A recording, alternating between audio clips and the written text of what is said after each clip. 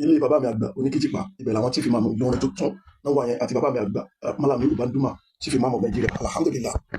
Ṣé kò tí ì yọ báyìí náà kò tí ì gbà kádàrá náà báyìí pé àwọn oníkìtìpá lọ́lọ́run fa ìṣàkóso ìjà àfa Ìlọrin lé lọ́wọ́ àtàwọn Malami Ubanduma kò tí ì gbà náà kò tí ì gbà ó lè ronú kú ni kò tí ì yọ ó yà tó fídíò lẹ́nu tó fídíò ó dá mọ́ bínú sínú tiẹ̀ ní ó dùn ó sì ń wí inú rẹ̀ èdò sí nǹkan rí inú rẹ̀ èdò sí nǹkan rí èṣù ń bẹnu ẹ̀mí sínú tiẹ̀ ní ó dùn báyìí inú ẹ̀ dùn àwọn ìwádìí mi tàwọn ìjọba kiri àfáàdúró bàbá mufti wà láì náà mi máa ń dùn bàbá mufti this one call for celebration àwọn náà fẹ́ celebrate ẹ fowó ránṣẹ́ sí wa káwọn náà fi celebrate wọn kò tí lẹ́yìn náà ní bàbá wa ẹ̀yin náà lè sponsor wa inú wa sì ń dùn wọn pé wà máa yín àrùn lọ bí ọ̀dọ́ yín kí ni wọ́n bàjẹ́ rí ẹ fowó ránṣẹ́ sí wa káwọn náà fi celebrate wàláì ojú fẹ́ máa sọkún máa sọkún ọjọ́ ẹkún ẹ̀yìn sùn ni wàláì ó padà sún farabalẹ̀ tó bá change tó yẹ pé orí burúkú tó wà náà ẹ̀mí ẹ̀yìn náà ló wà bẹ́ẹ̀ tó bá change ó padà sọ ẹkún ẹ̀ lásùn tẹ́rùn bọ́n tó dáa ní kó change kó má bàa sọkún yẹn nígbẹ̀yìn ayé sínú tiẹ̀ ní ó dùn báyìí àní mo fẹ́ ká gbọ́n tí màmú àgbà fúnra wọn sọ bísímìlà bàbá mi àgbà oníkìtìpá mo bá wọn dúpẹ́ pé èrò ọ̀tá lórí wọn kò ṣẹ wàláì a ní èrò láti kan ẹnìkankan lábùkù a sì gbèrò aburú ẹnìkankan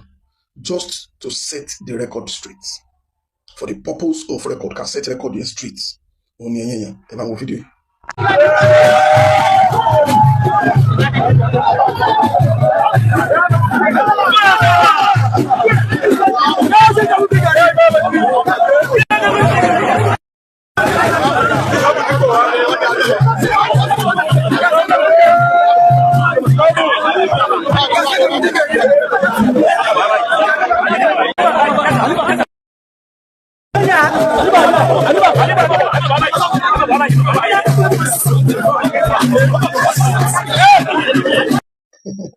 ilé bàbá mi àgbà oníkìtìpá ibẹ̀ làwọn chief imam Ìlọrin tó tún náà wà yẹn àti bàbá mi àgbà Malami Ubanduma chief imam of Nigeria alhamdulillah. Ṣé kò tí ì yọ báyìí náà kò tí ì gbà kádàrá náà báyìí pé àwọn oníkìtìpá lọ́lọ́run fa ìṣàkóso ìjà àfa Ìlọrin lé lọ́wọ́ àtàwọn Malami Ubanduma kò tí ì gbà náà kò tí ì gbà ó lè ronú kú ni kò tí ì yọ ó yà tó fídíò lẹ́nu tó fídíò lẹ́nu. ní rere fún wa báyìí tó ní ká máa rí oòrùn wọn fi sásọ nísìnyí tá a délé ìmáàmù àgbà fún gbogbo ìlú Ìlọrin bàbá wa Malami Ubanduma wọ́n ní ọ̀nà tí bàbá wa ọlọ́lá wa ọba ìlú Ìlọrin ní á lọ ọlọ́nà náà pọ̀ wọ́n wá ní láàárọ̀ yìí àti débì kan ibi tá a sì dé lọ́dọ̀ bàbá wa ìmáàmù àgbà nímọ̀lẹ́ wọ́n wá ní lónìí yìí ètò tó wà nílẹ̀ lónìí tá n bẹ́ẹ̀ lónìí yìí lónìí ọjọ́ Àlàmísì tá à ń retí Jímọ̀ lọ́jọ́ ọ̀la yìí wọ́n níbi tá a kọ́kọ́ dé tá a máa lọ ká tó máa wá lọ àwọn bòmíì tẹ́yìn náà fẹ̀mí yà wọ́n ọlọ́dọ̀ bàbá mufti ni wọ́n abẹ kálukú wọn ní kádàkù torí Ọlọ́run ẹ mẹ́jọ ó já àwọn nìkan làwọn lọ bẹ wọ́n ní ẹ sin àwọn lọ́nìí kí ni tó torí rẹ̀ ní ká sin àwọn wá bì wọ́n ní ká wá kí nípa ẹ̀ ṣeun ẹsẹ̀ ṣéwù mẹ́ta kó dákẹ́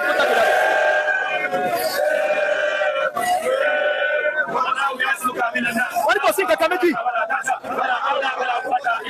wọ́n ní fẹ́ni tí ó máa béèrè pé èé ṣe tẹ́ni ká máa ká lọ mọ́dá kí la fẹ́ lọ sí mbẹ́ ọlọ́dọ̀ mufti là ń lọ bàbá dọ̀dọ̀ mufti kí la fẹ́ ṣe bàbá Malami Ubanduma wọ́n ní iṣẹ́ tẹ́ ṣe mbẹ́ òun ni pé dákun torí Ọlọ́run ẹ bá wa kí bàbá mufti ní pé wọ́n ṣeun iṣẹ́ tẹ́ wá ṣe náà ṣe yìí bàbá wa Malami Ubanduma wọ́n wò tó dáadáa wọ́n ní kí nìdí rẹ̀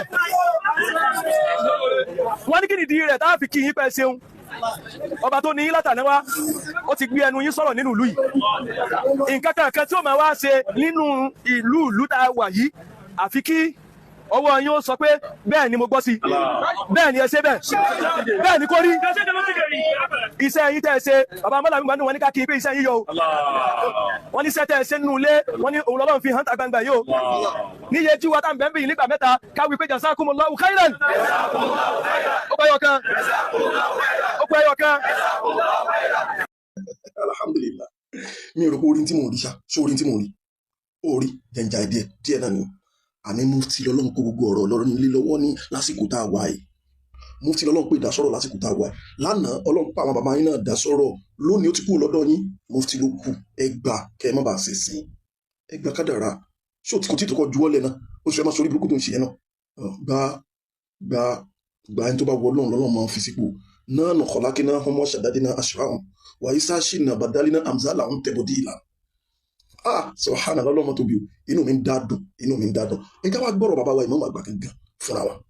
آمين دونهم وسنا إنما مثل صفاتك للناس كما مثل النجوم لما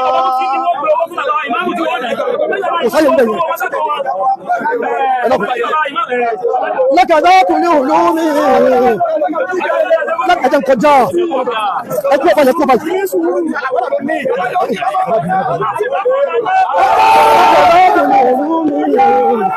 من عالم الغيب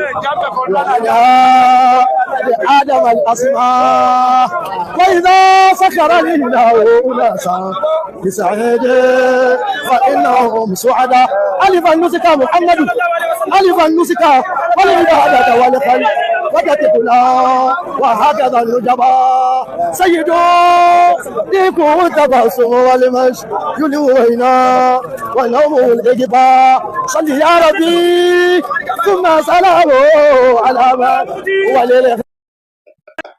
ó dá mọ́ bínú sínú tiẹ̀ ló dùn ó sì ń wòye inú rí dùn sí nǹkan rí èṣù ń bẹ nínú ẹ̀mí ẹ̀ sínú tiẹ̀ ló dùn báyìí inú ẹ̀ ò dùn àwọn èèyàn bá rí mi dáhà ìjọba kiri àbá àdúrà bàbá mufti wà láì náà mi máa dùn bàbá mufti this one call for celebration àwọn náà fẹ́ celebrate ẹ̀ fowó ránṣẹ́ sí wa káwọn náà fi celebrate wọn kò tí lẹ́yìn náà ní bàbá wa ẹ̀yìn náà dẹ̀ sponsor wa inú wa sì ń dùn pé wọ́n pè wà mọ́ yín àrùn lọ bí ọ̀dọ́ yín kí ni wọ́n bàjẹ́ rí ẹ̀ fowó ránṣẹ́ sí wa káwọn náà fi celebrate wàláì o ti fẹ́ mọ sunkún ọjọ́ ẹkún ẹ̀ ìṣó ni wàláì ó padà sún farabalẹ̀ tó bá change tó yẹ pé orí burúkú tó wà náà ẹ̀mí ẹ̀yẹn náà ló wà ń bẹ̀ tó bá change ó padà sún ẹkún ẹ̀ lásùn tẹ́rùn bọ́n tó dáa ni kó change kó má bàa sún ẹkún yẹn nígbẹ̀yìn ayé sínú tiẹ̀ ní ó dùn báyìí.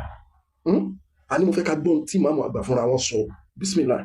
bàbá amálàmí gbàndómà. wọ́n ní bàbá amálàmí gbàndómà. wọ́n ní àbá wọ́n ní ìmámù. wọ́n ní ìmámù. wọ́n ní nàm. wọ́n ní gbogbo ẹni tó dàrin mi àti mufti ò ní pàdé Ọlọ́run dáadáa. wọ́n ní gbogbo ẹni tó dàrin èmi àti mufti ò ní pàdé Ọlọ́run dáadáa tó dàrin wa. ṣé pé mufti dá tó báyìí. ṣé pé mufti dá tó báyìí. tó láníyàn tó báyìí. ṣé pé níyàn mufti dá tó báyìí. bàbá wa mi dìgàmáwí. wọ́n ní bàbá mi dìgàmáwí. ọmọ sàjáde wọn pé adamu aláwọ yàtọ̀ wọ́n wá ń testify sọ̀rọ̀ dídá wọn. wọ́n ń jẹ́rìí ọ̀rọ̀ tí bàbá wa Málàmí Gbàndómà sọ. wọ́n sọ ń pa dídá bàbá. wọ́n sọ ń pa dídá bàbá. wọ́n ní kò síbi táwọn ti pàdé lóde. wọ́n ní kò síbi táwọn ti pàdé lóde. wọ́n dá wọn kílọ̀tọ̀ ni. wọ́n dá àwọn kílọ̀tọ̀ ni. mo sì kó kọ́lé kéwú pé Amidu Daru Kitabu wa Sunna kọ́ yìí. wọ́n sì gbé bá Amidu Daru Kitabu wa Sunna kọ́ lẹ́yìn. wọ́n sì bá wọn lé. ẹni bá fẹ́ràn ọmọ kéwú ẹni ti fẹ́ràn yẹn. ẹni bá ti fẹ́ràn ọmọ kéwú yẹn ó fẹ́ràn yẹn lọ́jọ́ fẹ́ràn ọmọ kéwú yẹn. ara tí wọ́n sì bá wà náà. wọ́n ní tí wọ́n sì bá wà náà nù. Ọlọ́run wọ́n sàwọ́lá yìí tẹ́ ẹ ṣe. wọ́n ní pàṣàwọ́lá tẹ́ ẹ ṣe. wọ́n sàwọ́lá àwọn tẹ́ ẹ ṣe fún. wọ́n sàwọ́lá àwọn tẹ́ ẹ ṣe fún. tí wọ́n mọ̀ pa ẹ ṣe. tí wọ́n sì mọ̀ pa ẹ ṣe. wọ́n sàwọ́lá ẹni tẹ́ ẹ ṣe fún. sàwọlé tẹ́ ẹ ṣe fún táwọn ò mọ lóore tiwọn àwọn wèrè ni máa mú sọ àwọn wèrè. Imam Ọlọ́run jẹ́ lò pé kárí yín pé pẹ̀lú ẹ̀mí gígùn àtàlàáfíà ara àti àrísìkí tẹ́ fi lu àyè náà Ọlọ́run bá ní fún yín nǹkan kan ò ní sẹ́mi yín. Now let me set the record straight. pẹ̀lú gbogbo tá a ti rí kì í ṣe pé tí ó dọ̀la tẹ́nìkan wà jáde tí ó ní ẹyin nígbà náà wà ń kọ́ èmi lọ́ba lọ́rin fún èmi mo wá sọ pé kẹ́nìkan irọ́ o gbogbo àná láti rí o pé eléyìí Ìmáàmù eléyìí bàbá wa àgbà Mufti Diyar ní ọlọ́lá wa bàbá wa ọba ìlú Ìlọrin ṣéwù wàlá òyà símú kamina nas la takhafu darakan wàlá taksha wàlá hawla wàlá quwwata illa billah.